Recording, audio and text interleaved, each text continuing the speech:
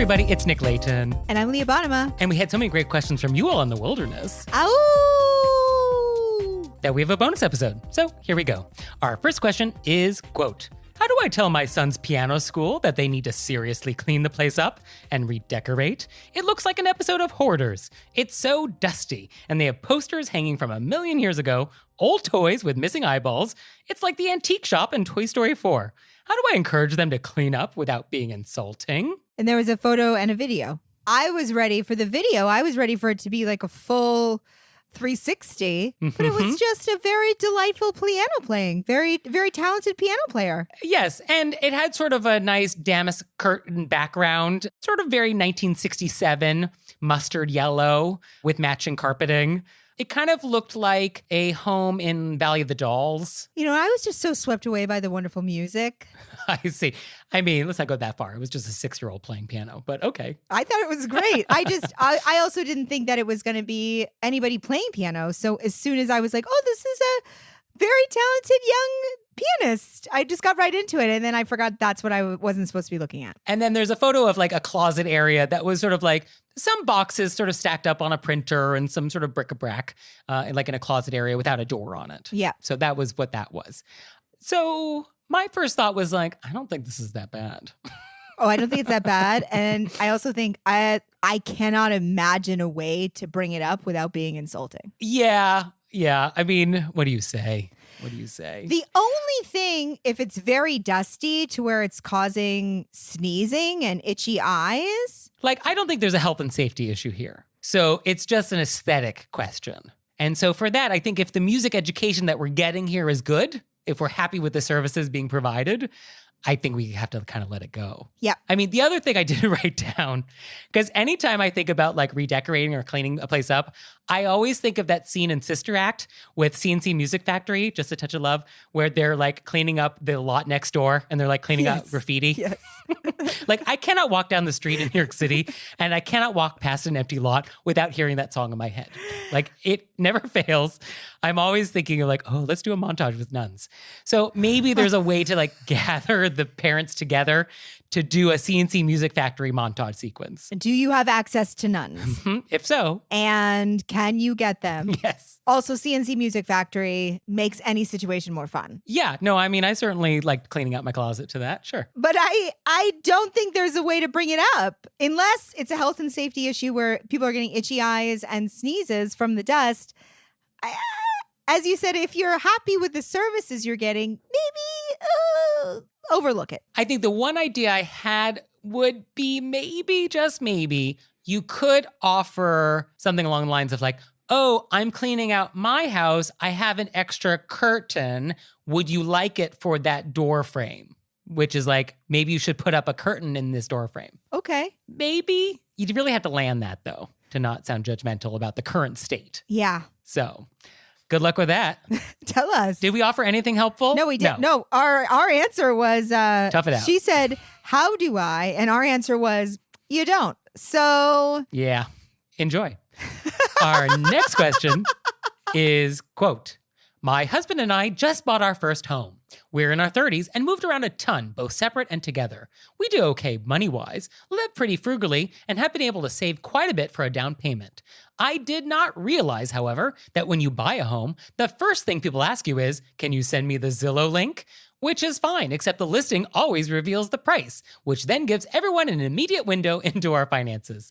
The most common reaction we've gotten is surprise. They are all shocked that we can afford what we can and live in the neighborhood we purchased in.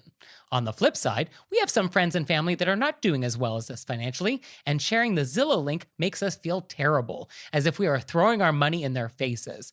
Regardless, we find ourselves in a real awkward situation that we can't navigate out of. If we don't send the link, we feel cagey and secretive, while sharing it makes us feel guilty and uncomfortable. Am I being crazy? Is this a normal occurrence for people who buy homes, and I just need to get used to it? This is what I wrote one could answer when people ask for the Zillow link. Okay. And I put it in quotes, so I wrote it all out. Okay. They email you, oh, let's have the single link. We email back, I'll send you some pics when we move in. I'm so excited. Yes, I think that's exactly what I was thinking. Oh, so we are yay. in sync. And video tour, guys.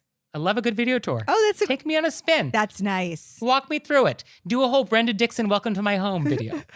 So I think that would be the way to handle it. But it is true. Everyone's going to know how much you spend. That's just the world we live in. If you buy a house, I'm probably going to look it up. So even if you don't send me the link, like I'm going to figure it out. Yeah, I do understand why it makes our letter writer uncomfortable. There's this sort of thing is like, if you want to look it up without me being there. You know what I mean? Don't make me send you the link. Yeah, that's fair.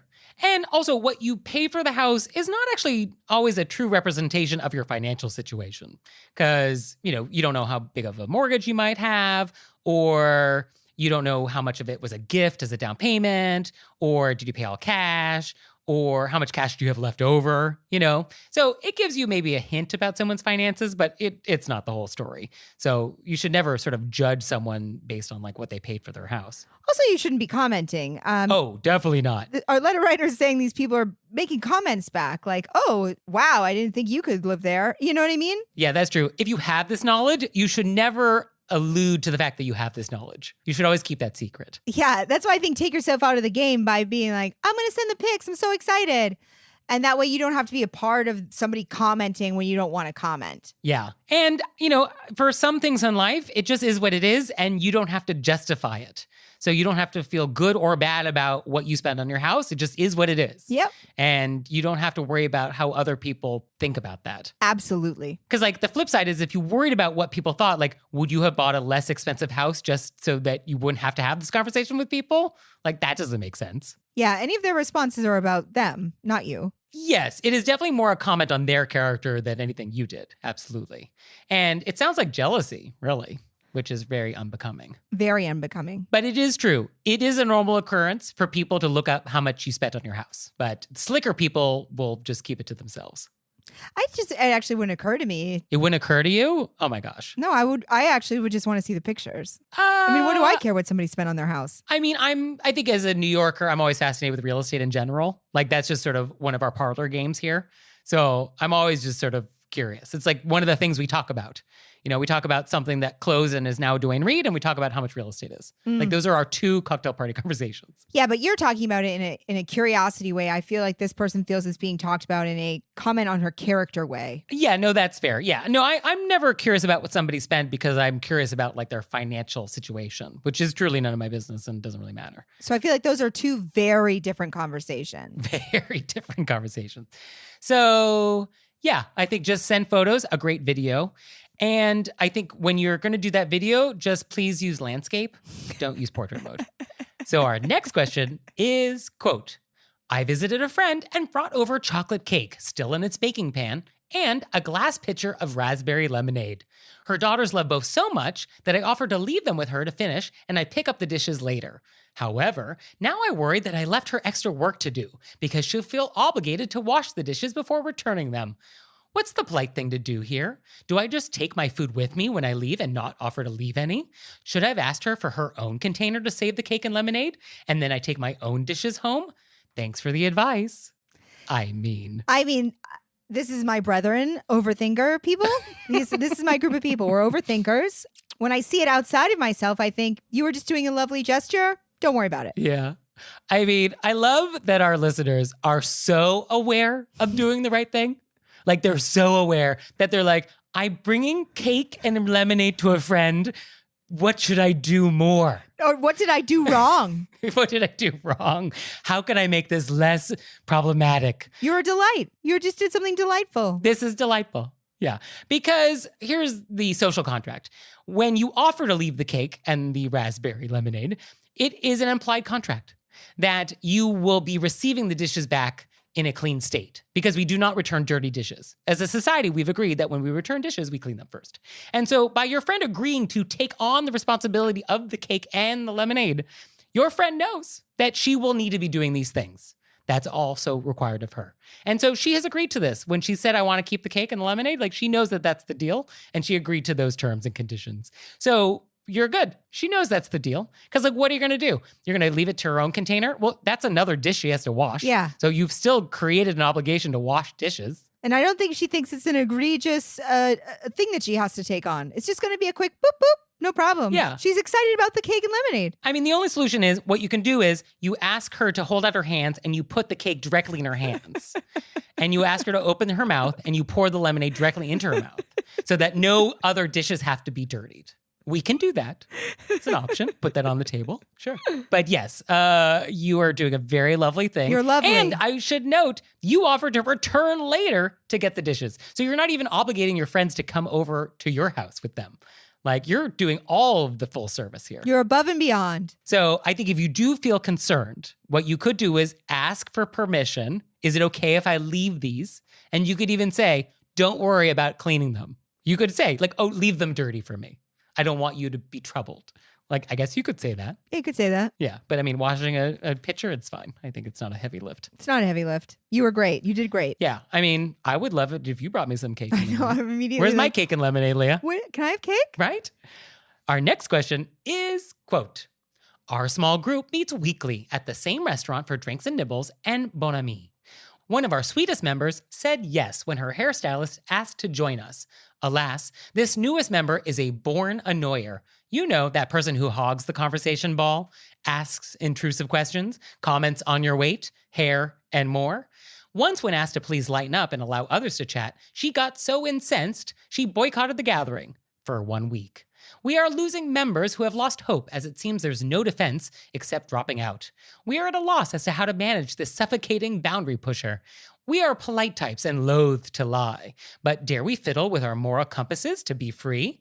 Warm thanks for any guidance. Oh, I found this one for obvious reasons, knowing my personality, to be rough. This is a tricky one. This is sticky. Yeah. Sticky. This is sticky because this is a shame. Because it sounds like we had a good thing going. It was so fun. We're getting together, catching up, everybody enjoy each other's company. And then, out of nowhere, Lisa shows up and ruins it for everybody. And our letter writer noted that it was one of the sweet people who, of course, would be like, yes, join us. You know, It was so well-intentioned. Sure. No good deed goes unpunished. Well, as soon as I saw comments on our weight, I was like, they gotta go. Yeah. They gotta go now. I think top line, you should not lie. That never works. You will be caught. That is never the solution. So do not lie your way out of this one. Yes, I agree. And I think the solution is that a polite yet firm conversation needs to happen with Lisa. And then the question is just, who should have that conversation with her? And it feels like the person who's responsible for all this, the sweetest member, I think it's on her. Yeah, she's going to have an anxiety attack if she's the sweetest member. Also, this was in my notes. I want to know how good of a hairdresser she is. Like, sometimes you search the world for somebody who gets your hair, you know? And what if this is that person? Oh, so we can't burn that bridge. Where you would sacrifice your firstborn, you know, to keep this person as your hairdresser. I see. So we are prepared to sacrifice our friendship with 30 people to save the one.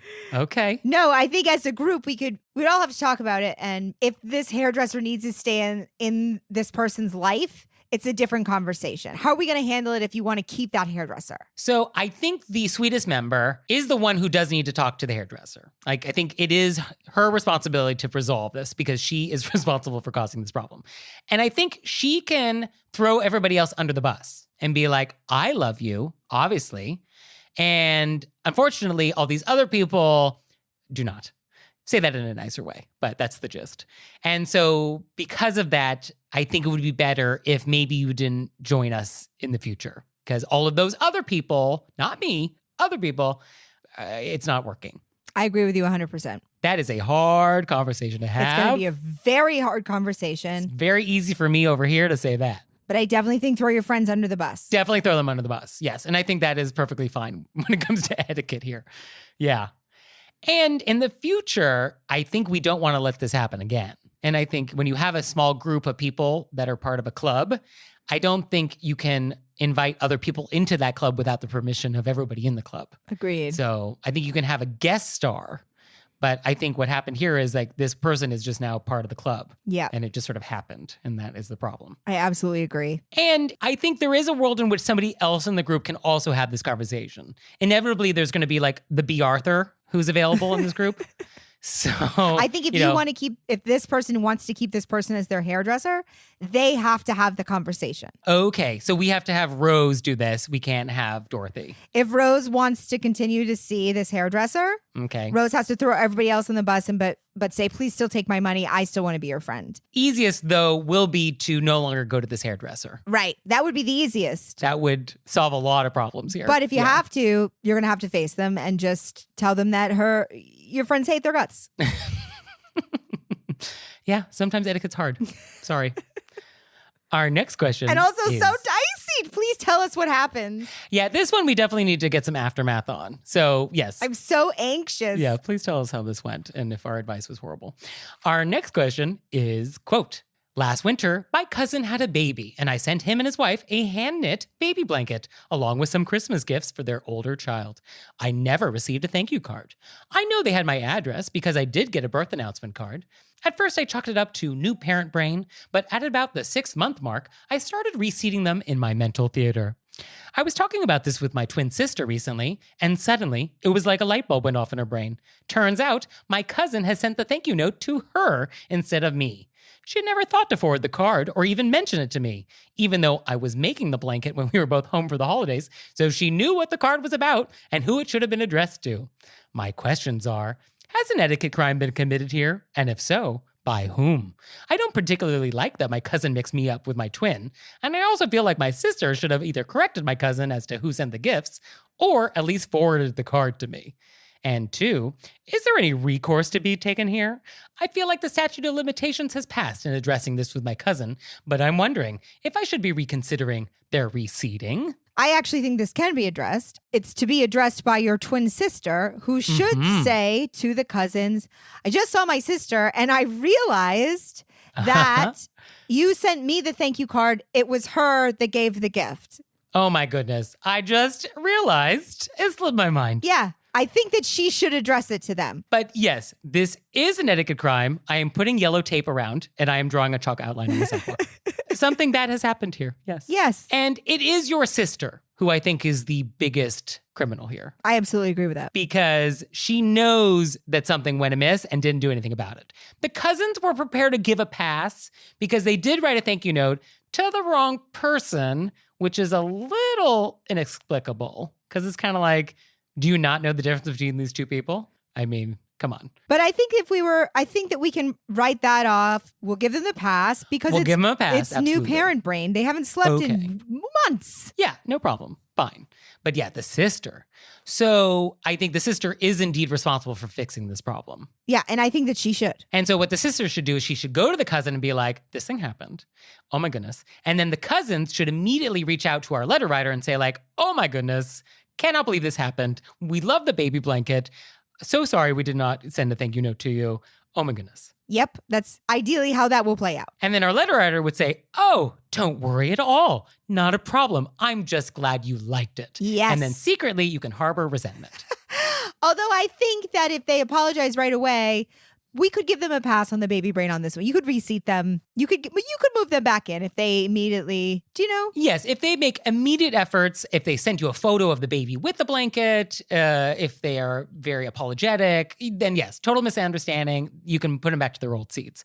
Your sister, I mean, relationships between twins are complicated.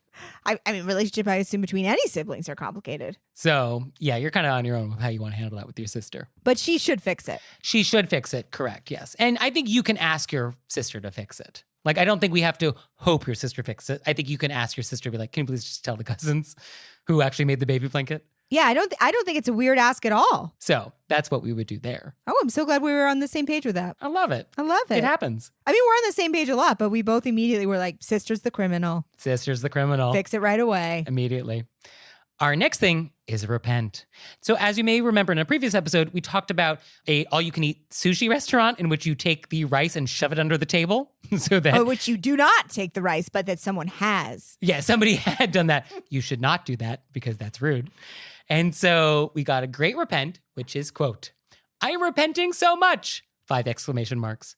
I was on a date with a guy once who did the dunk rice in sauce trick, quote unquote, at a Chinese buffet. And at the time, I thought it was cute and hilarious. I was young and naive. And now I know that I should have intervened. I'm so sorry. May I add 2 things? Sure. A, I love that this letter writer uses a lot of exclamation points to show their passion. Yo también. And I wanted to say, often I think of some time where I did something like our letter writer's doing. I remember back, I did this, or, and I'm mortified. Yeah. And sometimes I wake up in the middle of the night and I remember my 20s and I think, how are people still my friends? I do think I love that people are repenting. Yes, get it off your chest. Get it off your chest. Also, we must forgive ourselves. Yes, by the power invested in us by Romulus and Remus, we give you a full pardon for this etiquette crime, and you now have a clean slate. I also actually I got ordained to be a minister at my friend's wedding. Okay. And I remember because I just got the renewal, not the renewal, but they reminded me, it's the anniversary of you being an ordained minister. Okay, here's a new PDF to download. Certificate. Here's your certificate. And on that, I mean, this is just the power vested in me. I am allowed to forgive people. It's on there. Oh. I thought I could just marry people, but I can also forgive people. It's on the list. Oh, so now we actually have credentials. I actually am in New York only. I'm only certified in New York. Oh, I see. This person's there on their own if they're out of state. So if you're out of state, you may need to bring in another person. Okay. All right, well, we really offer a whole menu of services here, don't we? Well, do you have something you need to repent for which you would like absolution if you're in the state of New York? Let us know. Send them to us through our website, ventorepent.com, or wereraisedbywolves.com. Or you can leave us a voicemail or send us a text message, 267-CALL-RBW. And we'll see you next time. Bye. Bye.